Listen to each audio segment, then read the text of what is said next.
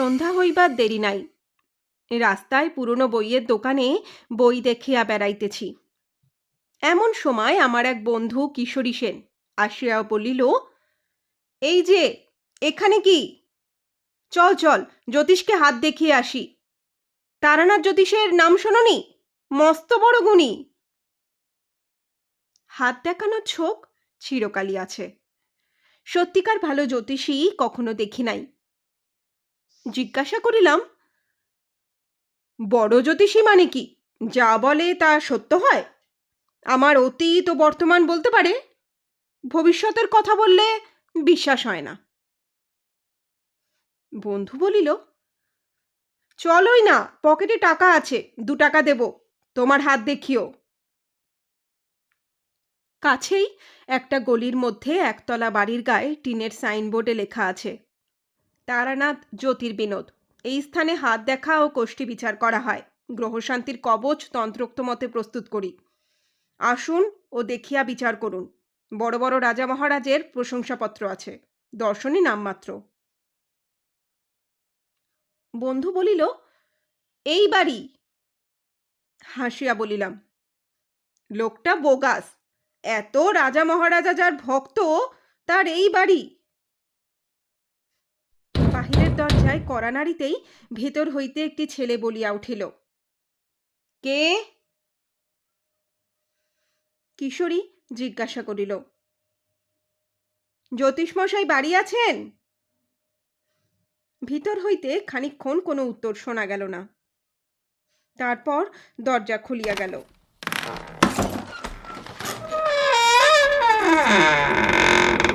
একটি ছোট ছেলে উকি মারিয়া আমাদের দিকে সন্দিগ্ধ চোখে খানিকক্ষণ চাহিয়া দেখিয়া জিজ্ঞাসা করিল, কোথা থেকে আসছেন?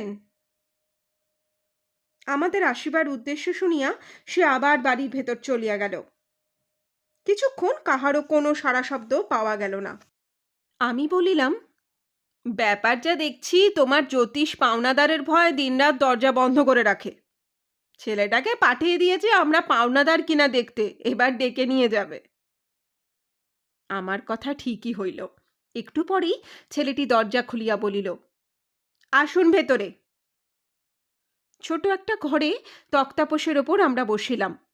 একটু পরে ভিতরের দরজা ঠেলিয়া একজন বৃদ্ধ প্রবেশ করিল। কিশোরী উঠিয়া দাঁড়াইয়া হাত জোর করিয়া প্রণাম করিয়া বলিল, পণ্ডিত মশাই আসুন। প্রথমে আমি হাত দেখাইলাম। বৃদ্ধ নিমিষ্ট মনে খানিকটা দেখিয়া আমার মুখের দিকে চাহিয়া বলিল, আপনার জন্মদিন 15ই শ্রাবণ, 1305 সাল। আপনার বিবাহ হয়েছে 1327 সাল, ওই 15ই শ্রাবণ। কিন্তু জন্ম মাসে বিয়ে তো হয় না। আপনার হলো কেমন করে? এরকম তো দেখিনি।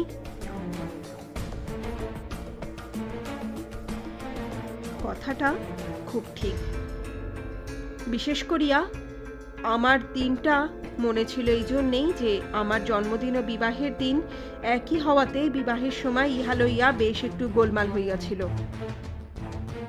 তারানাথ জ্যোতিষী নিশ্চয়ই তাহা জানে না। সে আমাকে কখনো দেখে নাই। আমার বন্ধু কিশোরী সেনও জানে না।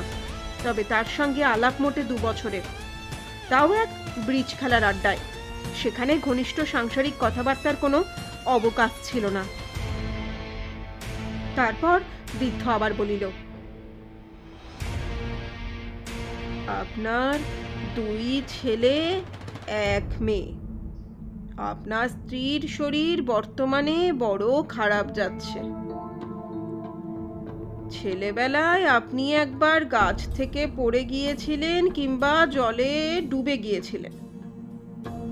মোটের ওপর আপনার মস্ত বড় ফাঁড়া গিয়েছিল 13 বছর বয়সে। কথা সবই ঠিক।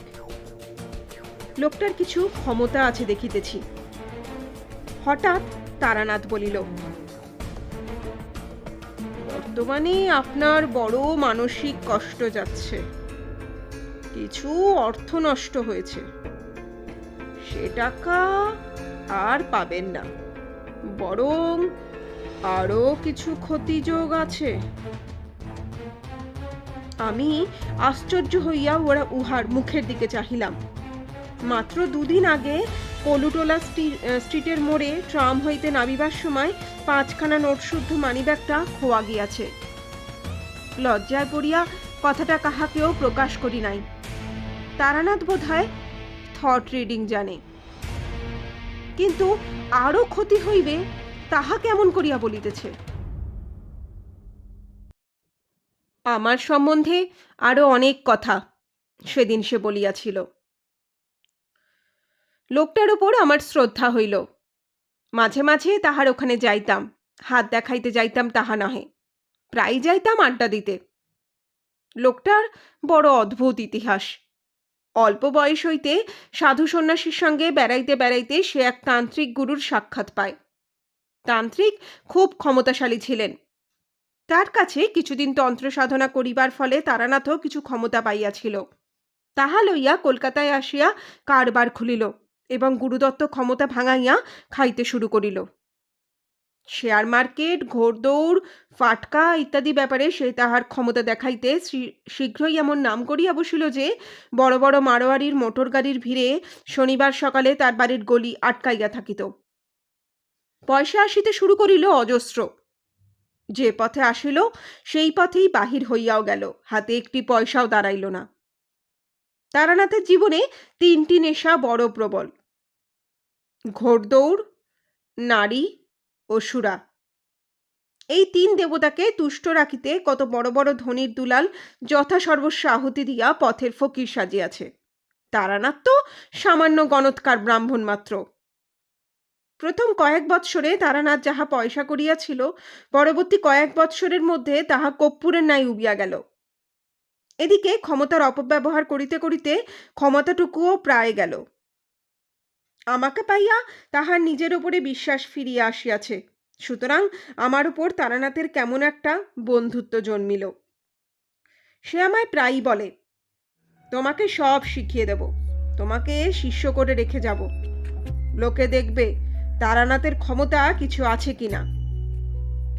লোক পাইনি এতকাল যে তাকে কিছু দিই। একদিন বলিল, চন্দ্র দর্শন করতে চাও? চন্দ্র দর্শন তোমায় শিখিয়ে দেব। 2 হাতের আঙুলে চোখ বুজে চেপে রেখে 2 বৃদ্ধাঙ্গুষ্ঠ দিয়ে কান জোরে চেপে চিৎ করে শুয়ে থাকো।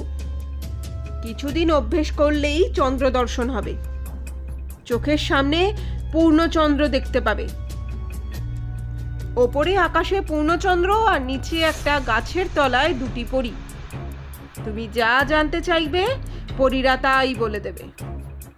ভালো করে চন্দ্র দর্শন যে অভ্যেস করেছে তার অজানা কিছু থাকে না। চন্দ্র দর্শন করি আর না করি, তারানাথের কাছে প্রায় যাইতাম। লোকটা এমন অদ্ভুত সব কথা বলে যে পথে ঘাটে বড় একটা শোনা তো যাই না দৈনন্দিন খাটিয়া খাওয়ার জীবনের সঙ্গে তার কোনো সম্পর্কই নাই। পৃথিবীতে যে আবার সেসব ব্যাপার ঘটে তাও তো কোনোদিন জানা ছিল না। একদিন বর্ষার বিকেলবেলা তারানাথের ওখানে গিয়াছি। তারানাথ পুরাতন একখানা তুলট কাগজের পুঁথির পাতা উল্টাইতেছে। আমাকে দেখিয়া বলিল, চলো, বেলেঘাটাতে একজন বড় সাধু এসেছেন, দেখা করে আসি। খুব ভালো তান্ত্রিক শুনেছি। তারানাথের স্বভাবই ভালো সাধু সন্ন্যাসীর সন্ধান করিয়া বেড়ানো। বিশেষ করিয়া সে সাধু যদি আবার তান্ত্রিক হয়, তবে তারানাথ সব কর্ম ফেলিয়া তাহার পেছনে দিনরাত লাগিয়া থাকিবে। গেলাম বেলেঘাটা।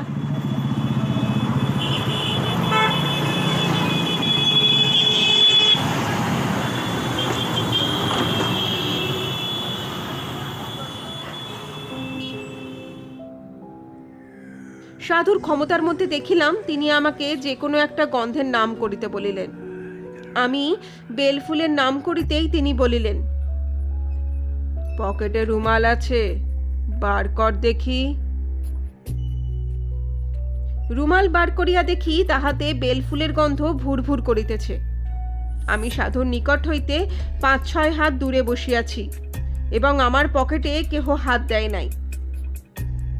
ঘরে আমি, তারানাথ ও সাধু ছাড়া অন্য কেউই নাই। রুমালখানাতে আমার নামও লেখা, সুতরাং হাত সাফাইয়ের সম্ভাবনা আদেও নাই। কিছু যে আশ্চর্য না হইলাম এমন নয়, কিন্তু যদি ধরিয়াই লই সাধু বাবাজি তান্ত্রিক শক্তির সাহায্যেই আমার রুমালে গন্ধের সৃষ্টি করিয়াছেন, তবুও এত কষ্ট করিয়া তন্ত্র সাধনার ফল যদি 2 পয়সার আতর তৈরি করায় দাঁড়ায়, সেই সাধনার আমি কোনো মূল্য দিই না। আতর তো বাজারেও কিনিতে পাওয়া যায়। ফিরিবার সময় তারানাথ বলিল, না, লোকটা নিম্ন শ্রেণীর তন্ত্র সাধনা করেছে, তারই ফলে 2-1টা সামান্য শক্তি পেয়েছে। তাই বা পায় কি করিয়া? বৈজ্ঞানিক উপায় কৃত্রিম আতর প্রস্তুত করিতেও তো অনেক তোড়জোড়ের দরকার হয়। মুহূর্তের মধ্যে একজন লোক দূর হইতে আমার রুমালে যে বেলফুলের গন্ধ চালনা করিল, তাহার পিছনেও তো একটা প্রকাণ্ড বৈজ্ঞানিক অসম্ভাব্যতা রয়ে আছে। কন্ট্যাক্ট এট এ ডিস্টেন্সের মতো মোটা সমস্যাই ওর মধ্যে জড়ানো। যদি ধরি হিপনোটিজম, সাধুর ইচ্ছাশক্তি আমার ওপর ততক্ষণই কার্যকরী হইতে পারে যতক্ষণ আমি তাহার নিকট আছি। তাহার সান্নিধ্য হইতে দূরেও আমার ওপর যে হিপনোটিজমের প্রভাব অক্ষুণ্ণ রহিয়াছে, সে প্রভাবের মূলে কি আছে, সেও তো আর এক গুরুতর সমস্যা হইয়া দাঁড়ায়। তারানাথের সঙ্গে তাহার বাড়িতে গিয়া বসিলাম। তারানাথ বলিল, তুমি এই দেখছি আশ্চর্য হয়ে পড়লে, তবুও তো সত্যিকারে তান্ত্রিক দেখনি। নিম্ন শ্রেণীর তন্ত্র এক ধরনের জাদু, যাকে তোমরা বলো ব্ল্যাক ম্যাজিক। এক সময় আমিও ওই জিনিসের চর্চা যে না করেছি তা নয়। ও আতরের গন্ধ আর এমন একটা কি, এমন সব ভয়ানক ভয়ানক তান্ত্রিক দেখেছি, শুনলে পরে বিশ্বাস করবে না। একজনকে জানতুম, সে বিষ খেয়ে হজম করত। কিছুদিন আগে কলকাতায় তোমরাও ও লোক দেখেছ, সালফিউরিক অ্যাসিড, নাইট্রিক অ্যাসিড খেয়েও বেঁচে গেল। জিভে একটু দাগও লাগলো না। এসব নিম্ন ধরনের তন্ত্রচর্চার শক্তি ব্ল্যাক ম্যাজিক ছাড়া কিছু নয়। এর চেয়েও অদ্ভুত শক্তির তান্ত্রিক দেখেছি। কি হলো জানো, ছোটবেলায় আমাদের দেশ বাঁকুড়াতে এক নাম করা সাধু ছিলেন। আমার এক খুড়িমা তার কাছে দীক্ষা নিয়েছিলেন। আমাদের ছেলেবেলায় আমাদের বাড়ি প্রায় আসতেন। তিনি আমাদের খুব ভালোবাসতেন, আমাদের নিয়ে গল্প করতে বসতেন, আর আমাদের প্রায়ই বলতেন, 2 চোখের মাঝখানে ভুরুতে একটা জ্যোতি আছে, ভালো করে চেয়ে দেখিস, দেখতে পাবি। খুব এক মনে চেয়ে দেখিস। মাস 2-3 পরে আমার একদিন জ্যোতির দর্শন হলো। আমি মনে ভাবিলাম, চন্দ্র দর্শনের মতো নাকি? মুখে জিজ্ঞাসা করিলাম, কি ধরনের জ্যোতি? তারানাথ বলিল, ঠিক নীল বিদ্যুৎ শিখার মতো। প্রথম একদিন দেখলাম সন্ধ্যার কিছু আগে, বাড়ির পেছনে পিয়ারা তলায় বসে সাধুর কথা মতো নাকের ওপর ঘণ্টাখানেক চেয়ে থাকতাম। সব দিন ঘটে উঠত না, হপ্তার মধ্যে 2-3 দিন বসতাম। মাস 3 পরে প্রথম জ্যোতি দর্শন হলো। নীল লিকলিকে একটা শিখা আমার কপালের মাঝখানে ঠিক সামনে খুব স্থির। মিনিটখানেক ছিল প্রথম দিন। এইভাবে ছোটবেলাতেই সাধু সন্ন্যাসী ও যোগ ইত্যাদি ব্যাপারে আকৃষ্ট হয়ে পড়ি। বাড়িতে আর মন টেকে না। ঠাকুমার বাস্ক ভেঙে একদিন কিছু টাকা নিয়ে পালিয়ে গেলাম একেবারে সোজা কাশিতে। একদিন অহল্যাবাইয়ের ঘাটে বসে আছি।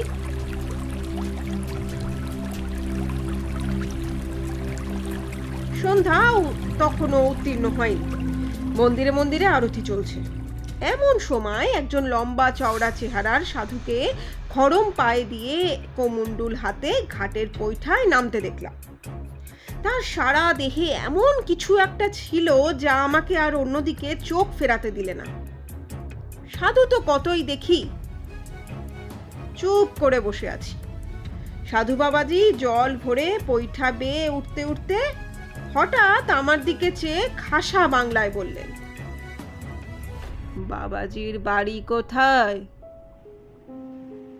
আমি বললাম, বাঁকুড়া জেলায় মালিয়ারা, রুদ্রপুর। সাধু থমকে দাঁড়ালেন, বললেন, মালিয়ারা, রুদ্রপুর? তারপর কি যেন একটা ভাবলেন। খুব অল্পক্ষণ একটু যেমন অন্যমনস্ক হয়ে গেলেন। তারপর বললেন, রুদ্রপুরের রামরূপ সান্যালের নাম শুনেছ? তাদের বংশে এখন কে আছে জানো? আমাদের গ্রামে সান্যালের একসময় অবস্থাপন্ন ছিল। খুব বড় বাড়িঘর, দরজায় হাতি বাঁধা থাকতো শুনেছি, কিন্তু এখন তাদের অবস্থা খুব খারাপ। কিন্তু রামরূপ সান্যালের নাম তো কখনো শুনিনি। সন্ন্যাসীকে সসম্ভ্রমে সে কথা বলতে তিনি হেসে বললেন, তোমার বয়স আর কতটুকু, তুমি জানবে কি করে? খেয়াঘাটের কাছে শিব মন্দিরটা আছে তো? খেয়াঘাট? রুদ্রপুরে নদীই নেই, মজে গিয়েছে কোন কালে। এখন তার উপর দিয়ে মানুষ গরু হেঁটে চলে যায়। তবু পুরনো নদীর খাতের ধারে একটা বহু প্রাচীন জীর্ণ শিব মন্দির জঙ্গলাবৃত হয়ে পড়ে আছে বটে।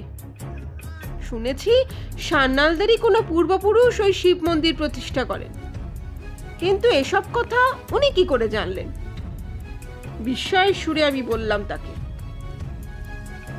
আপনি আমাদের গায়ের কথা অনেক জানেন দেখছি। সন্ন্যাসী মৃদু হাসলেন। এমন হাসি শুধু স্নেহময় বৃদ্ধ পিতামহের মুখে দেখা যায়। তার অতি তরুণ অবধ পৌত্রের কোনো ছেলে মানুষই কথার জন্যে। সত্যি বলছি, সে হাসির স্মৃতি আমি এখনো ভুলতে পারিনি। খুব উঁচু মার্গে না হলে অমন হাসি মানুষ হাসতে পারে না। তারপর খুব শান্ত সস্নেহে কৌতুকের সুরে বললেন, বাড়ি থেকে বেরিয়েছিস কেন? ধর্মকর্ম করবি বলে?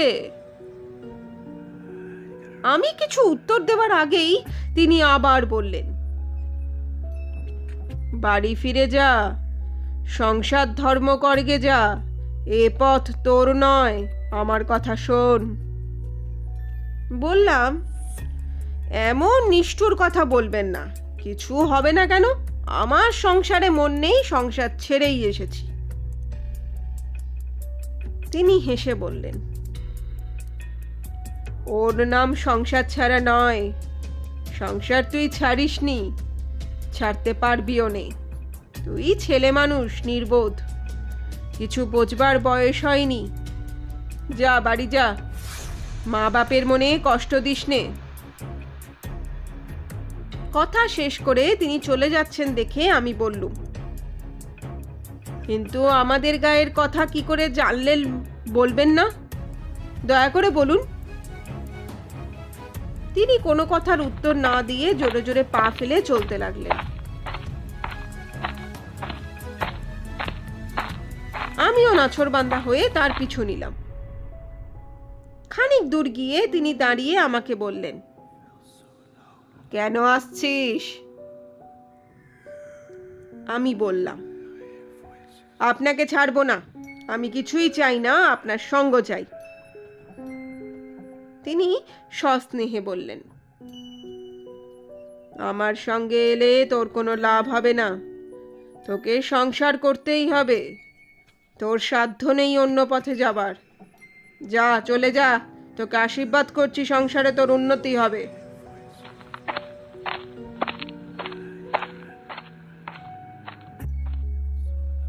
আর সাহস করলুম না তার অনুসরণ করতে। কি একটা শক্তি আমার ইচ্ছা সত্ত্বেও যেন তার পেছন পেছনে যেতে আমায় বাধা দিল। দাঁড়িয়ে কিছুক্ষণ পরে সামনের দিকে চেয়ে দেখি তিনি নেই। বুঝতে পারলাম না কোন গলির মধ্যে তিনি ঢুকে পড়েছেন বা কোন দিকে গেলেন। প্রসঙ্গক্রমে বলেনি, অনেক দিন পরে বাড়ি ফিরে এসে দেশের খুব বৃদ্ধ লোকেদের কাছে খোঁজ নিয়েও রামরূপ সান্যালের কোনো হদিশ মেলাতে পারলাম না। সান্যালদের বাড়ির ছেলে ছোকরার দল তো কিছুই বলতে পারে না।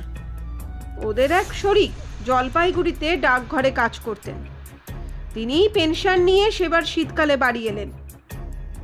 কথায় কথায় তাকে একদিন প্রশ্নটা করাতে তিনি বললেন, দেখো, আমার ছেলেবেলায় বড় জ্যাঠামশাইয়ের কাছে একখানা খাতা দেখেছি। তাতে আমাদের বংশের অনেকের কথা লেখা ছিল। বড় জ্যাঠামশাইয়ের ওইসব শখ ছিল। অনেক কষ্ট করে বহু জায়গায় হাঁটাহাঁটি করে বংশের কুলজি জোগাড় করতেন।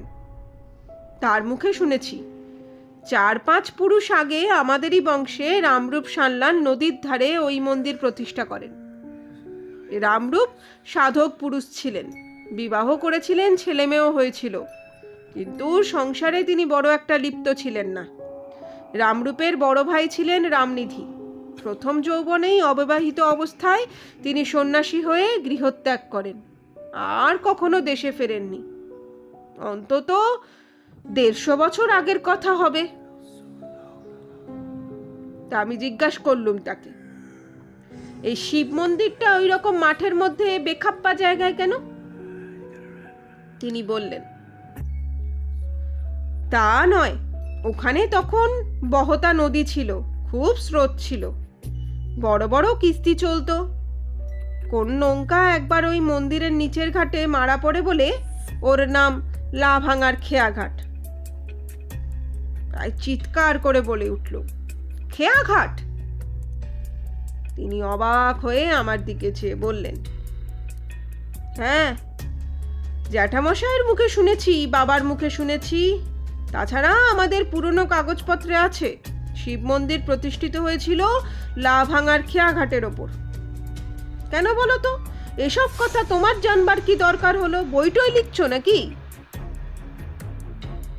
ওদের কাছে কোনো কথা বলিনি, কিন্তু আমার দৃঢ় বিশ্বাস হলো, এবং সে বিশ্বাস আজও আছে, যে কাশীর সেই সন্ন্যাসী রামরূপের দাদা রামনিধি নিজেই কোনো অদ্ভুত যৌগিক শক্তির বলে 150 বছর পরেও বেঁচে আছেন।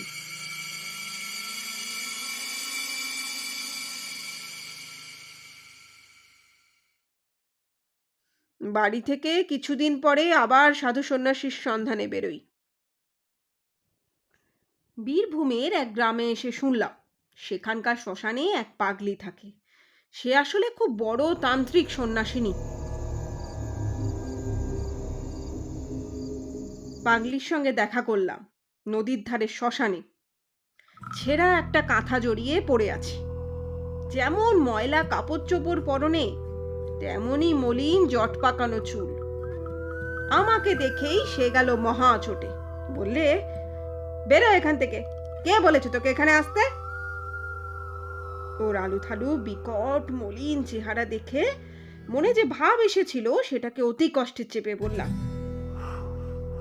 মা, আমাকে আপনার শিষ্য করে নিন, অনেক দূর থেকে এসেছি, দয়া করুন আমার ওপর। পাগলি চেঁচিয়ে উঠলে বললে, পালা এখান থেকে, বিপদে পড়বি। আঙুল দিয়ে গ্রামের দিকে দেখিয়ে বললে, যা। নির্জন শ্মশানে ভয় হলো ওর ওই মূর্তি দেখে। কি জানি মারবে টারবে নাকি, পাগল মানুষকে বিশ্বাস নেই। সেদিন চলে এলাম, কিন্তু আবার গেলাম তার পরদিন। পাগলি বললে, আবার কেন এলি? বললাম, মা, আমাকে দয়া করো। পাগলি বললে, দূরা দূরা, বেরো এখান থেকে। তারপর রেগে আমায় মারলে এক লাথি। বললে, ফের যদি আসিস তবে বিপদে পড়বি, খুব সাবধান। রাত্রে শুয়ে শুয়ে ভাবলাম, না, এখান থেকে চলে যাই, আর এখানে নয়।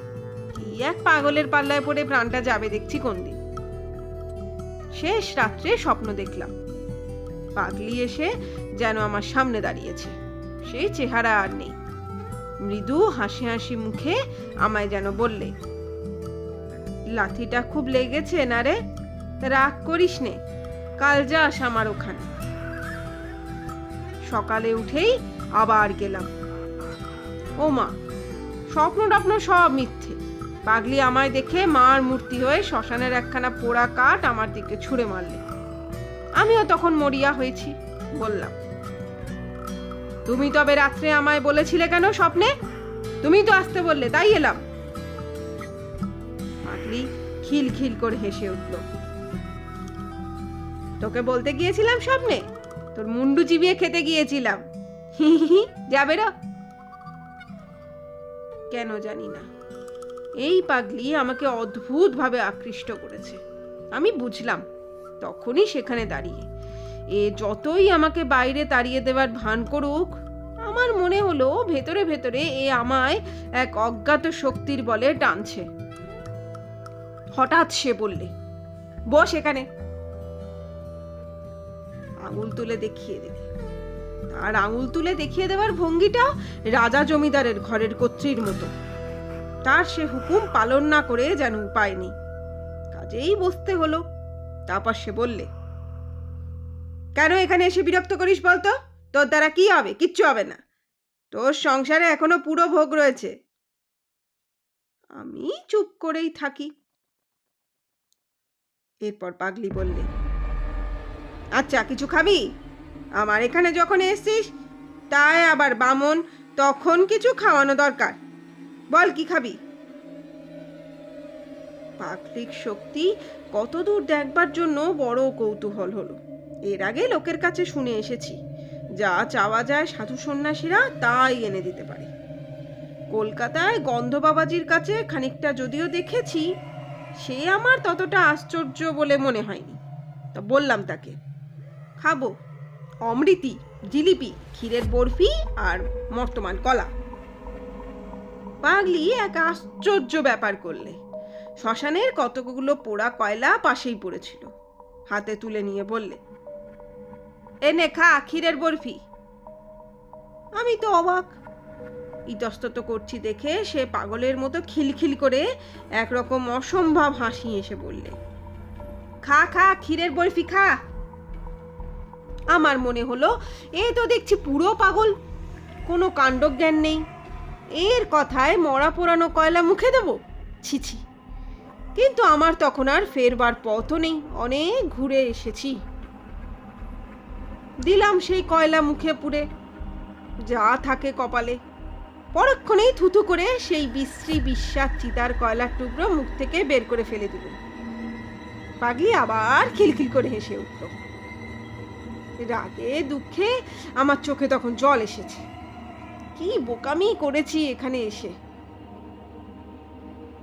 এই পাগল পাগল ছাড়া আর কিছু নয়, বদ্ধ উন্মাদ।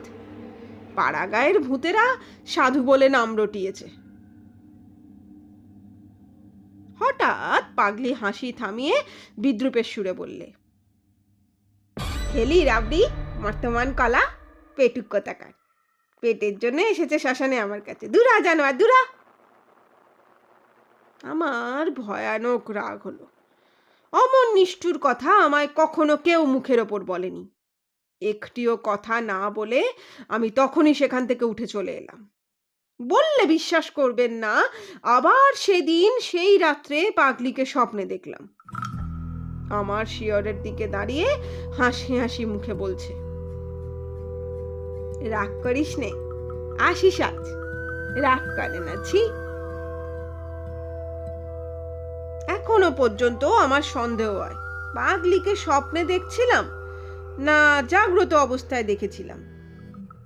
যাই হোক, জেগে উঠে আমার রাগ আর রইল না। পাগলি আমায় জাদু করলে নাকি? গেলাম আবার দুপুরে। এবার কিন্তু তার মূর্তি ভারী প্রসন্ন। বললে, আবার এইছিস দেখছি, আচ্ছা নাচর বান্দা তো তুই। আমি বললাম, কেন বাদর নাচাচ্ছ আমায় নিয়ে? দিনে অপমান করে বিদায় করে দিলে আর রাত্রে গিয়ে আসতে বলো। এরকম হয়রান করে তোমার লাভ কি? পাগলি বললে, পারবি তুই? সাহস আছে? ঠিক যা বলবো তা করবি? বললাম, আছে, যা বলবে তাই করব, দেখোই না পরীক্ষা করে। সে একটা অদ্ভুত প্রস্তাব করলে। সে বললে, আজ রাত্রে আমায় তুই মেরে ফেল, গলা টিপে মেরে ফেল, তারপর আমার মৃতদেহের ওপর বসে তোকে সাধনা করতে হবে। নিয়ম বলে দেব, বাজার থেকে মদ কিনে নিয়ে আয়, আর 2টো চাল ছোলা ভাজা। মাঝে মাঝে আমার মৃতদেহ হাঁ করে বিকট চিৎকার করে উঠবে যখন, তখন আমার মুখে 1 ঢোক মদ আর 2টো চাল ছোলা ভাজা দিবি। ভোর রাত পর্যন্ত এমনি মরার ওপর বসে মন্ত্র জপ করতে হবে। রাত্রে হয়তো অনেক রকম ভয় পাবি, যারা এসে ভয় দেখাবে তাদের কেউ মানুষ নয়, কিন্তু তাদের ভয় করো না। ভয় পেলে সাধনা তো মিথ্যে হবেই, প্রাণ পর্যন্ত হারাতে পারো। কেমন, রাজি? ও যে এমন কথা বলবে তা বুঝতে পারিনি। কথা শুনে তো অবাক হয়ে গেলাম। বললাম, সব পারবো, কিন্তু মানুষ খুন করা আমায় দিয়ে হবে না। আর তুমিই বা আমার জন্য মরবে কেন? পাগলি রেগে গিয়ে বলল, তবে এখানে মরতে এসেছিলি কেন? পোড়া মুখে বেরো, দূর হ। আরো নানা রকম অশ্লীল গালাগাল দিল। ওর মুখে কিছু বাঁধে না, মুখ বড় খারাপ। আমি আজকাল ওগুলো আর তত গায়ে মাখিনি, গা সওয়া হয়ে গিয়েছে। বললাম, রাগ করছো কেন? একটা মানুষকে খুন করা কি মুখের কথা? আমি না ভদ্রলোকের ছেলে? পাগলি আবার মুখ বিকৃত করে বললে, ভদ্রলোকের ছেলে? ভদ্রলোকের ছেলে তবে এ পথে এসেছি কেন রে? আলাপে ঘাটের মারা, তন্ত্র মন্ত্রের সাধনা ভদ্রলোকের ছেলের কাজ নয়। যা গিয়ে কামিজ চাদর পরে হইসে চাকরি করে গিয়ে বেড়া। তখন আমি বললাম, তুমি শুধু রাগই করো, পুলিশের হাঙ্গামার কথাটা তো ভাবছো না। আমার যখন ফাঁসি হয়ে যাবে তখন ঠেকাবে কে? মনে মনে আবার সন্দেহ হলো, না, এ নিতান্তই পাগলবদ্ধ উন্মাদ। এর কাছে এসে শুধু এতদিন সময় নষ্ট করেছি, তাছাড়া আর কিছু না। তখনই মনে পড়ল, পাগলির মুখে শুদ্ধ সংস্কৃত শ্লোক শুনেছি, তন্ত্রের কথা শুনেছি। সময় সময় সত্যি এমন কথা বলে যে ওকে বিদোষী বলে মনে হয়। সেই দিন থেকে পাগলি আমার ওপর প্রসন্ন হলো। বিকেলে যখন গেলাম তখন আপনিই ডেকে বললে, আমার রাগ হলে আর জ্ঞান থাকে না, তোকে ওবেলা গালাগাল দিয়েছি, কিছু মনে করিস নে। ভালোই হয়েছে তুই সাধনা করতে চাসনি, ওসব নিম্নতন্ত্রের সাধনা, ওতে মানুষের কতকগুলো শক্তি লাভ হয়, তাছাড়া আর কিছু হয় না। বললাম, কিভাবে শক্তি লাভ হয়? পাগলি বললে, পৃথিবীতে নানা রকমের জীব আছে যাদের চোখে দেখতে পাওয়া যায় না। মানুষ মরে দেহ শূন্য হলে চোখে দেখা যায় না, আমরা যাদের বলি ভূত। এছাড়া আরো অনেক রকম প্রাণী আছে, তাদের বুদ্ধি মানুষের চেয়ে কম, কিন্তু শক্তি বেশি, এদেরও দেখা যায় না। তন্ত্রে এদের ডাকিনী শাকিনী এইসব নাম। এরা কখনো মানুষ ছিল না, মানুষ মরে যেখানে যায় এরা সেখানকার প্রাণী। মুসলমান ফকিরেরা এদের জিন বলে। এদের মধ্যে ভালো মন্দ দুই আছে। তন্ত্র সাধনার বলে এদের বশ করা যায়। তখন যা বলা যায় এরা তাই করে, করতেই হবে, না করে উপায় নেই। কিন্তু এদের নিয়ে খেলা করার বিপদ আছে। অসাবধান তুমি যদি হয়েছো, তোমাকেই মেরে ফেলতে পারে। অবাক হয়ে ওর কথা শুনছিলাম। এসব কথা আর কখনো শুনিনি। এর মতো পাগলের মুখেই এই কথা সাজে। আর যেখানে বসে শুনছি তার পারিপার্শ্বিক অবস্থাও এই কথার উপযুক্তই বটে। গ্রাম্য শ্মশান, একটা বড় তেঁতুল গাছ, আর একদিকে কতকগুলো শিমুল গাছ। 2-4 দিন আগে একটা চিতার কাঠকয়লা আর একটা কলসি জলের ধারে পড়ে রয়েছে। কোনো দিকে লোকজন নেই। অজ্ঞাতসারে আমার গা যেন শিউরে উঠল। পাগলি তখনও বলে যাচ্ছে, অনেক সব কথা, অদ্ভুত ধরনের কথা। বলছে, এক ধরনের অপদেবতা আছে, তন্ত্রে তাদের বলে হাকিনী। তারা অতি ভয়ানক জীব, বুদ্ধি মানুষের চেয়ে অনেক কম, দয়া মায়া বলে পদার্থ নেই তাদের, পশুর মতো মন, কিন্তু তাদের ক্ষমতা সবচেয়ে বেশি। এরা যেন প্রেতলোকের বাঘভাল্লুক, ওদের দিয়ে কাজ বেশি হয় বলে যাদের বেশি দুঃসাহস, এমন তান্ত্রিকেরা হাকিনী মন্ত্রে সিদ্ধ হওয়ার সাধনা করে। হলে খুবই ভালো, কিন্তু বিপদের ভয়ও পদে পদে। তাদের নিয়ে যখন তখন খেলা করতে নেই, তাই তোকে বারণ করি। তুই বুঝিস নে, তাই রাগ করিস। কৌতূহল আর সংবরণ করতে না পেরে জিজ্ঞেস করলাম, তুমি তাহলে হাকিনী মন্ত্রে সিদ্ধ, তাই না? ঠিক বলো। পাগলি চুপ করে রইল। আমি তাকে আর প্রশ্ন করলাম না। বুঝলাম পাগলি এ কথা কিছুতেই বলবে না, কিন্তু এ বিষয়ে আমার কোনো সন্দেহ রইল না। পরদিন গ্রামের লোকে আমাকে পাগলির সম্বন্ধে অনেক কথা বললে, আপনি ওখানে যাবেন না অত ঘন ঘন, পাগলি ভয়ানক মানুষ, ওর মধ্যে এমন শক্তি আছে আপনার একেবারে সর্বনাশ করে দিতে পারে। ওকে বেশি ঘাঁটাবেন না মশাই, গায়ের লোক ওর কাছেও ঘেঁষে না, বিদেশি লোক, মারা পড়বেন শেষে। মনে ভাবলাম, কি আমার করবে, যা করবার তা করেছে, তার কাছে না গিয়ে থাকবার শক্তি আমার নেই। তারপরে একদিন যা হলো তা বিশ্বাস করবেন না। একদিন সন্ধ্যের পরে পাগলির কাছে গিয়েছি, কিন্তু এমন ভাবে গিয়েছি পাগলি না টের পায়। পাগলি সেই বটতলায় গিয়ে হঠাৎ অবাক হয়ে দাঁড়িয়ে রইলাম। বটতলায় পাগলি বসেনি, তার বদলে একটি ষোড়শী বালিকা গাছের গুড়িতে ঠেস দিয়ে সামনের দিকে চেয়ে রয়েছে। চোখের ভুল নয় মশাই, আমার তখন কাঁচা বয়স, চোখে ঝাপসা দেখবার কথা নয়, স্পষ্ট দেখলাম। ভাবলাম, তাই তো, এ আবার কে এলো, যাই কি না যাই। দু এক পা এগিয়ে সংকোচের সঙ্গে জিজ্ঞেস করলাম, মা, তিনি কোথায় গেলেন? মেয়েটি হেসে বললে, কে? সেই তিনি এখানে থাকতেন। মেয়েটি খিলখিল করে হেসে বললে, আমারন, কে তার নামটাই বল না, নাম বলতে লজ্জা হচ্ছে নাকি? আমি চমকে উঠলাম। সেই পাগলি তো, সেই হাসি, সেই কথা বলবার ভঙ্গি। এই ষোড়শী বালিকার মধ্যে সেই পাগলি রয়েছে লুকিয়ে। সে এক অদ্ভুত আকৃতি, ভিতরে সেই পরিচিতা পাগলি, বাহিরে এক অপরিচিতা রূপসী ষোড়শী বালিকা। মেয়েটি হেসে ঢলে পড়ে আর কি, বললে, এসো না, বসো না এসে পাশে, লজ্জা কি? আহা, আর অত লজ্জার দরকার নেই, এসো।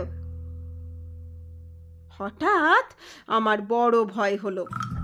মেয়েটির রকম সকম আমার ভালো বলে মনে হলো না। তাছাড়া আমার দৃঢ় বিশ্বাস হলো এই পাগলি আমায় কোনো বিপদে ফেলবার চেষ্টায় আছে। ফিরে চলে যাচ্ছি এমন সময় পরিচিত কণ্ঠের ডাক শুনে থমকে দাঁড়ালাম। দেখি বটতলায় পাগলি বসে আছে, আর কেউ কোথাও নেই। আমার তখনও ভয় যায়নি। ভাবলাম, আজ আর কিছুতেই এখানে থাকবো না, আজ ফিরে যাই। পাগলি বললে, এসো বসো। বললাম, তুমি ওরকম ছোট মেয়ে সেজেছিলে কেন? তোমার মতলবখানা কি? পাগলি বললে, আমরণ ঘাটের মরা, আবল তাবল বকছে। বললাম, না, সত্যি কথা বলছি, আমায় কোনো ভয় দেখিও না, যখন তোমায় মা বলে ডেকেছি। পাগলি বললে, শোন তবে, তুই সেরকম নস, তন্ত্রের সাধনা তোকে দিয়ে হবে না, অত সাজু সেজে থাকবার কাজ নয়। থাক, তোকে দু একটা কিছু দেব, তাতেই তুই করে খেতে পারবি। একটা মরা চাই। আসবে শিগগিরই অনেক মরা, এই ঘাটেই আসবে। ততদিন অপেক্ষা কর, কিন্তু যা বলে দেব তাই করবি। রাজি আছিস? সব সাধনা ভিন্ন কিচ্ছু হবে না। তখন আমি মরিয়া হয়ে উঠেছি।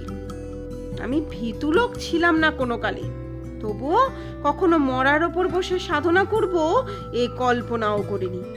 কিন্তু রাজি হলাম পাগলির প্রস্তাবে। বললাম, বেশ, তুমি যা বলবে তাই করব, কিন্তু পুলিশের হাঙ্গামার মধ্যে যেন না পড়ি। আর সব তাতে রাজি আছি। এরপর একদিন সন্ধ্যের কিছু আগে গিয়েছি। সেদিন দেখলাম পাগলির ভাবটা যেন কেমন কেমন। ও আমায় বললে, একটা মরা পাওয়া গিয়েছে, চুপি চুপি এসো। জলের ধারে বড় একটা পাঁকুড় গাছের শিকড় জলের মধ্যে অনেকখানি নেমে গিয়েছে। সেই জড়ানো পাকানো জলমগ্ন শেকড়ের মধ্যে একটা 16-17 বছরের মেয়ের মরা বেঁধে আছে। কোন ঘাট থেকে ভেসে এসেছে বোধহয়। ও বললে, তোল মরাটা, শিকড় বেয়ে নেমে যা, জলের মধ্যে মরা হালকা হবে, ওকে তুলে শেকড়ে রেখে দে, ভেসে না যায়। তখন কি করছি জ্ঞান ছিল না। মরার পরনে তখনও কাপড়, সেই কাপড় জড়িয়ে গিয়েছে শিকড়ের মধ্যে। আমাকে বিশেষ বেগ পেতে হলো না, অল্প চেষ্টাতেই সেটা টেনে তুলে ফেললাম। পাগলি বললে, মরার ওপর বসে তোকে সাধনা করতে হবে, ভয় পাবি নে তো? ভয় পেয়েছো কি মরেছো? আমি হঠাৎ আশ্চর্য হয়ে চিৎকার করে উঠলাম। মরার মুখ তখন আমার নজরে পড়েছে। সেদিনকার সেই ষোড়শী বালিকা, অবিকল সেই মুখ, সেই চোখ, সেই একদম সেই, কোনো তফাৎ নেই। পাগলি বললে, চেঁচিয়ে মরছিস কেন আপদ? আমার মাথার মধ্যে কেমন গোলমাল হয়ে গিয়েছে তখন। পাগলিকে দেখে তখন আমার অত্যন্ত ভয় হলো। মনে ভাবলাম, এ অতি ভয়ানক লোক দেখছি, গায়ের লোক ঠিকই বলে। কিন্তু ফিরবার পথ তখন আমার বন্ধ। পাগলি আমায় যা যা করতে বললে সন্ধে থেকে আমাকে তা করতে হলো। সব সাধনার অনুষ্ঠান সম্বন্ধে সব কথা তোমাদের বলবারও নয়। সন্ধ্যের পর থেকেই আমি সবের ওপর আসন পেতে বসলাম। পাগলি একটা অর্থশূন্য মন্ত্র আমাকে বললে, সেটাই জপ করতে হবে অনবরত। আমার বিশ্বাস হয়নি যে এতে কিছু হয়। এমন কি, ও যখন বললে, যদি কোনো বিভীষিকা দেখো তবে ভয় পেও না, ভয় পেলেই মরবে, তখনও আমার মনে বিশ্বাস হয়নি। রাত্রি দুপুর হলো ক্রমে। নির্জন শ্মশান, কেউ কোনো দিকে নেই। নিরন্ধ্র অন্ধকারে দিক বিদিক লুকিয়েছে। পাগলি যে কোথায় গেল তাও আমি আর দেখিনি। হঠাৎ এক পাল শিয়াল ডেকে উঠল নদীর ধারে একটা কাঁড়ার ঝোপের আড়ালে। শিয়ালের ডাক তো কতই শুনি, কিন্তু সেই ভয়ানক শ্মশানে একটা টাটকা মরার ওপর বসে সেই শিয়ালের ডাকে আমার সর্বাঙ্গ শিউরে উঠল। ঠিক সঙ্গে সঙ্গে আর একটা ব্যাপার ঘটল। বিশ্বাস করা না করা তোমার ইচ্ছে, কিন্তু তোমার কাছে মিথ্যে বলে কোনো স্বার্থ নেই। আমি তারানাথ জ্যোতিষী, বুঝি কেবল পয়সা। তুমি আমাকে 1 পয়সা দেবে না, সুতরাং তোমার কাছে মিথ্যে বলতে যাব কেন? যাই হোক, শিয়াল ডাকার সঙ্গে সঙ্গে আমার মনে হলো শ্মশানের নিচে নদী জল থেকে দলে দলে সব বউ মানুষরা উঠে আসছে। অল্প বয়সী বউ, মুখে ঘুমটা টানা, জল থেকে উঠে এলো, অথচ কাপড় ভিজে নয় কারো। দলে দলে, 1টা 2টো 5টা 10টা 20টা, তারা সকলে এসে আমায় ঘিরে দাঁড়ালো। আমি এক মনে মন্ত্র জপ করছি আর ভাবছি, যা হয় হবে। একটু পরে ভালো করে চাইতে গিয়ে দেখি আমার চারপাশে একটাও বউ নয়, সব করবা পাখি। বীরভূম নদীর চরে যথেষ্ট হয়, দু পায়ে গম্ভীরভাবে হাঁটে, ঠিক যেন মানুষের মতো। এক মুহূর্তে মনটা হালকা হয়ে গেল। তাই বলো, হরি হরি পাখি। চিন্তাটা আমার সম্পূর্ণ শেষ হয়নি। পরক্ষণেই আমার চারপাশে মেয়ে গলায় কারা খলখল করে হেসে উঠল। হাসির শব্দে আমার গায়ের রক্ত আরো হিম হয়ে জমে গেল যেন। চেয়ে দেখি তখন একটাও পাখি নয়, সব অল্প বয়সী বউ। তারা তখন সবাই একযোগে ঘুমটা খুলে আমার দিকে চেয়ে আছে। আর তাদের চারদিকে সেই বড় মাঠের যেদিকেই তাকাই অসংখ্য নরকঙ্কাল। দূরে নিকটে ডাইনে বাঁয়ে অন্ধকারের মধ্যে সাদা সাদা সব দাঁড়িয়ে আছে। কতকালের পুরনো জীর্ণ হাড়ের কঙ্কাল। তাদের অনেকগুলোর হাতের সব আঙুল নেই, অনেকগুলোর হাড় রোদে জলে চটা উঠে ক্ষয়ে গিয়েছে। কোনোটার মাথার খুলি ফুটো, কোনোটার পায়ের নলির হাড় ভেঙে বেঁকে গেছে। তাদের মুখও নানা দিকে ফেরানো। দাঁড়াবার ভঙ্গি দেখে মনে হয় কেউ যেন তাদের বহু যত্নে তুলে ধরে দাঁড় করিয়ে রেখেছে। কঙ্কালের আড়ালে পেছন থেকে যে লোকটা এদের খাড়া করে রেখেছে, সে যেই ছেড়ে দেবে অমনি কঙ্কালগুলো হুড়মুড় করে ভেঙে পড়ে গিয়ে জীর্ণ ভাঙাচোরা। তাদের বহু যত্নে তুলে ধরে দাঁড় করিয়ে রেখেছে। কঙ্কালের আড়ালে পেছন থেকে যে লোকটা এদের খাড়া করে রেখেছে, সে যেই ছেড়ে দেবে অমনি কঙ্কালগুলো হুড়মুড় করে ভেঙে পড়ে গিয়ে জীর্ণ ভাঙাচোরা তোবড়ানো নোনা ধরা হাড়ের রাশি স্তূপাকার হয়ে যাবে। অথচ তারা যেন সবাই সজীব, সকলেই আমাকে পাহারা দিচ্ছে। আমি যেন প্রাণ নিয়ে এই শ্মশান থেকে পালাতে না পারি। হাড়ের হাত বাড়িয়ে একযোগে সবাই যেন আমার গলা টিপে মারবার অপেক্ষায় আছে। উঠে সোজা দৌড় দেব ভাবছি, এমন সময় দেখি আমার সামনে এক অতি রূপসী বালিকা আমার পথ আগলে হাসি মুখে দাঁড়িয়ে। এ আবার কে? যা হোক, সব রকম ব্যাপারের জন্য আজ প্রস্তুত না হয়ে আর সব সাধনা করতে নামিনি। আমি কিছু বলবার আগেই মেয়েটি হেসে হেসে বললে, আমি ষোড়শী, মহাবিদ্যাদের মধ্যে শ্রেষ্ঠ। আমায় তোমার পছন্দ হয় না? তা মহাবিদ্যার টহাবিদ্যার নাম শুনেছিলাম বটে পাগলির কাছে, কিন্তু তাদের তো শুনেছি অনেক সাধনা করেও দেখা মেলে না, আর এত সহজেই নি। তো বললাম, আমার মহা সৌভাগ্য যে আপনি এসেছেন, আমার জীবন ধন্য হলো। মেয়েটি বললে, তবে তুমি মহাডামরির সাধনা করছো কেন? আমি বললাম, আগে আমি তো জানি নে কোন সাধনা কি রকম। পাগলি আমায় যেমন বলে দিয়েছে তেমনিই করছি।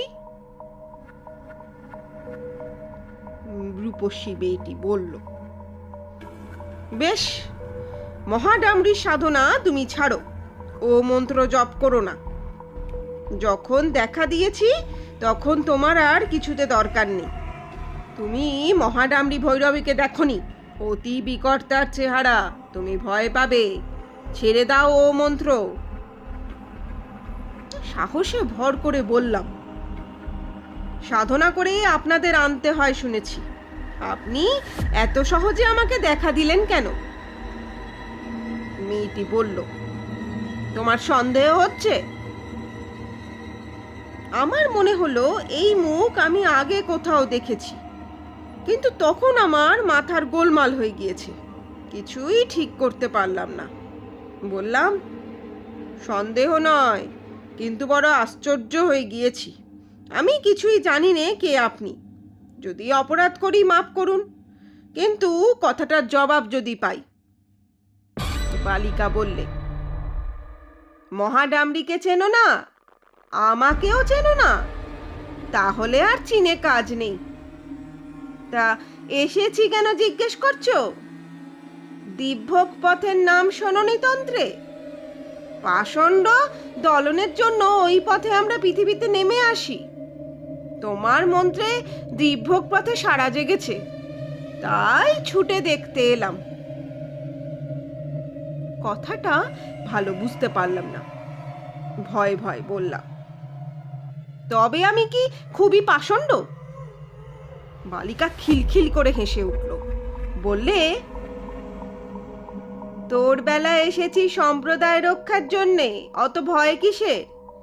আমি না তোকে লাথি মেরেছি, না শ্মশানের পোড়া কাঠ ছুঁড়ে মেরেছি। তোকে পরীক্ষা না করে কি সাধনার নিয়ম বলে দিয়েছি তোকে? আমি ভয়ানক আশ্চর্য হয়ে গিয়েছি। বলে কি? মেয়েটি আবার বললে, কিন্তু মহাডামরির বড় ভীষণ রূপ, তোর যেমন ভয় সে তুই পারবি নে, ও ছেড়ে দে। তা আমি বললাম, আপনি যখন বললেন তো তাই দিলাম। বালিকা বলল, ঠিক কথা দিলি? আমি আবার বললাম, দিলাম। এই সময় যে শবদাহের ওপর বসে আছি তার দিকে আমার নজর পড়ল। পড়তেই ভয় বিস্ময় আমার সর্বশরীর কেমন হয়ে গেল। শবদেহের সঙ্গে সম্মুখের ষোড়শী রূপসীর চেহারার কোনো তফাৎ নেই, একই মুখ, একই রং, একই বয়স। বালিকা ব্যঙ্গের হাসি হেসে বললে, যে দেখছিস কি? আমি কথার উত্তর দিলাম না। কিছুক্ষণ থেকে একটা সন্দেহ আমার মনে ঘনিয়ে এসেছিল, সেটা মুখেই প্রকাশ করে বললাম, কে আপনি? আপনি কি সেই শ্মশানের পাগলি নাকি? একটা বিকট বিদ্রুপের হাসিতে রাত্রির অন্ধকার চিরে ফেলে চৌচির হয়ে গেল। সঙ্গে সঙ্গে মাঠময় নরকঙ্কালগুলো হাড়ের হাততালি দিতে দিতে একে বেঁকে উদ্দাম নৃত্য শুরু করলে, আর অমনি সেগুলো নাচের বেগে ভেঙে ভেঙে পড়তে লাগলো। কোনো কঙ্কালের হাত খসে গেল, কোনোটার মেরুদণ্ড, কোনোটার কপালের হাড়, কোনোটার বুকের পাঁজরগুলো। তবুও তাদের নৃত্য সমানেই চলেছে। এদিকে হাড়ের রাশি উঁচু হয়ে উঠল, আর হাড়ে হাড়ে লেগে কি বীভৎস ঠকঠক শব্দ। হঠাৎ আকাশের এক প্রান্ত যেন জড়িয়ে গুটিয়ে গেল কাগজের মতো, আর সেই ছিদ্রপথে যেন এক বিকট মূর্তি নারী উন্মাদিনীর মতো আলু থালু বেশে নেমে আসছে দেখলাম। সঙ্গে সঙ্গে চারপাশের বনে শিয়ালের দল আবার ডেকে উঠল। বিশ্রী মরার পচার দুর্গন্ধে চারদিক পূর্ণ হলো। পেছনের আকাশটা আগুনের মতো রাঙা মেঘে ছেয়ে গেল। তার নিচে চিল শকুনি উঠছে সেই গভীর রাত্রে। শিয়ালের চিৎকার ও নরকঙ্কালের ঠোকাঠুকির শব্দ ছাড়া সেই ভয়ানক রাতে বাকি সব জগৎ নিস্তব্ধ, সৃষ্টি নিঝুম। আমার গা শিউরে উঠল আতঙ্কে। পিশাচিটা আমার দিকেই যেন ছুটে আসছে। তার আগুনের ভাঁটার মতো জ্বলন্ত চোখে ঘৃণা, নিষ্ঠুরতা, বিদ্রুপ মেশানো সে কি ভীষণ ক্রূর দৃষ্টি। সেই পুঁতি গন্ধ, সেই শিয়ালের ডাক, সেই আকাশ রাঙা মেঘের সঙ্গে পিশাচির সেই দৃষ্টিটা মিশে গিয়েছে একই সঙ্গে। সকলেই তারা আমায় নিষ্ঠুরভাবে হত্যা করতে চায়। যে সবটার ওপর বসে আছি সেই সবটা চিৎকার করে কেঁদে উঠে বললে, আমায় উদ্ধার করো, রোজ রাত্রে এমনি হয়। আমায় খুন করে মেলে ফেলেছে বলে আমার গতি হয়নি, আমায় উদ্ধার করো। কতকাল আছি এই শ্মশানে? 56 বছর। কাকেই বা বলি, কেউ দেখে না। ভয়ে দিশেহারা হয়ে আমি আসন ছেড়ে উঠে দৌড় দিলাম। তখন পুবে ফর্সা হয়ে এসেছে। বোধহয় অজ্ঞান হয়ে পড়েছিলাম। জ্ঞান হলে চেয়ে দেখি আমার সামনে সেই পাগলি বসে মৃদু মৃদু ব্যঙ্গের হাসি হাসছে। সেই বটতলায় আমি আর পাগলি দুজনে। পাগলি বললে, যা, তোর দৌড় বোঝা হয়ে গিয়েছে। আসন ছেড়ে পালিয়েছিলি না? শরীর তখনও ঝিমঝিম করছে। বললুম, কিন্তু আমি ওদের দেখেছি। তুমি যে ষোড়শী মহাবিদ্যার কথা বলতে, তিনিই এসেছিলেন। পাগলি মুখ টেপে হেসে বলল, তাই তুই ষোড়শীর রূপ দেখে মন্ত্র জপ ছেড়ে দিলি? দূর, ওসব হাঁকিনীদের মায়া, ওরা সাধনার বাধা। তুই ষোড়শীকে চিনিস না। শ্রী ষোড়শী সাক্ষাৎ ব্রহ্মশক্তি এবং দেবী ত্রক্ষরী তু মহাসরসী সুন্দরী। কাহাদি সাধনা ভিন্ন তিনি প্রকট হন না, কাহাদি উচ্চতন্ত্রের সাধনা। তুই তার জানিস কি? ওসব মায়া। আমি সন্দিগ্ধ সুরে বললাম, তিনি অনেক কথা বলছিলেন যে। আরো এক বিকট মূর্তি পিশাচির মতো চেহারার নারী দেখেছি। আমার মাথার ঠিক ছিল না। তারপরেই মনে পড়ল পাগলির কথাও। কি একটা তার সঙ্গে যেন হয়েছিল। কি সেটা? পাগলি বললে, তোর ভাগ্য ভালো, শেষকালে যে বিকট মূর্তি মেয়ে দেখেছিস, তিনি মহাডামরি মহাভৈরবী। তুই তার তেজ সহ্য করতে পারলি নে, আসন ছেড়ে ভাগলি কেন? তারপরে সে হঠাৎ হি হি করে হেসে উঠে বললে, মুখ পোড়া বাঁদর কোথাকার, উনি দেখা পাবেন ভৈরবীদের। আমি যাদের নাম মুখে আনতে সাহস করি নে, হাঁকিনীদের নিয়ে কারবার করি, ওর অল্প পেয়ে তোকে ভেলকি দেখিয়েছে। তুই তো সবসময় আমার সামনে বসে আছিস বটতলায়। কোথায় গিয়েছিলি তুই? সকাল কোথায়? এখন যে সারা রাত সাধনা করে আসন ছেড়ে এলি, এই তো সবে সন্ধে।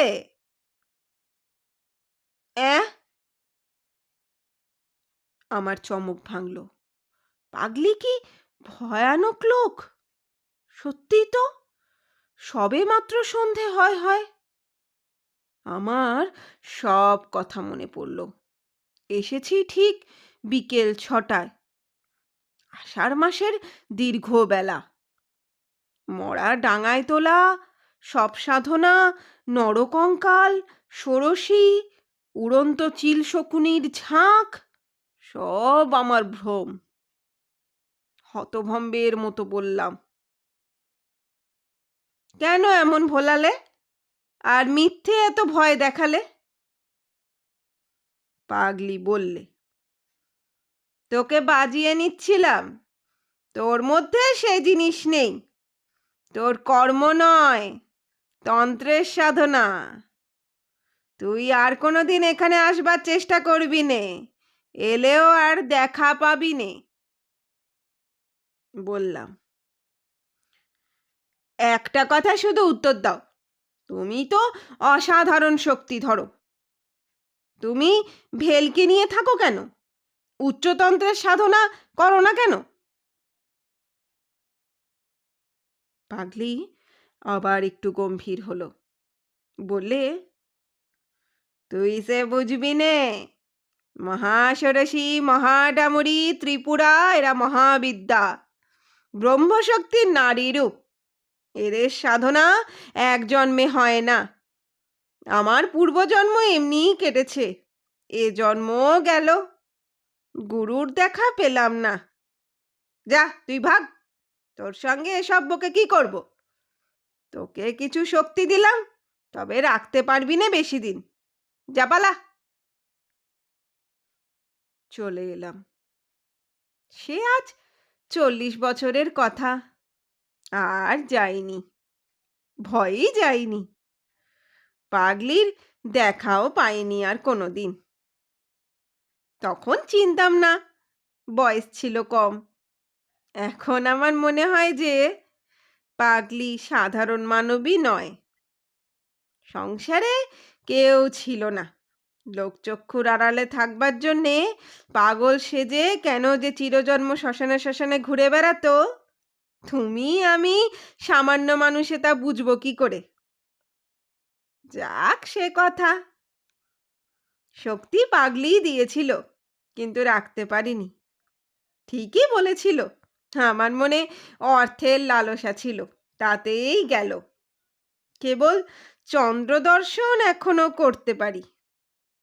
তুমি চন্দ্রদর্শন করতে চাও? এসো, চিনিয়ে দেব 2 হাতের বুড়ো আঙুল দিয়ে।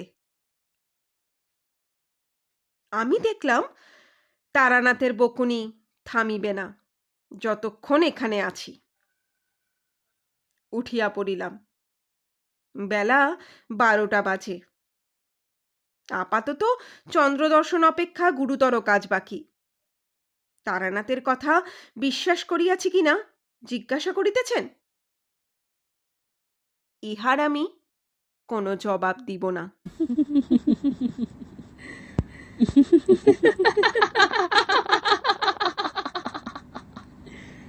Kenapa tak tidur lagi, ha?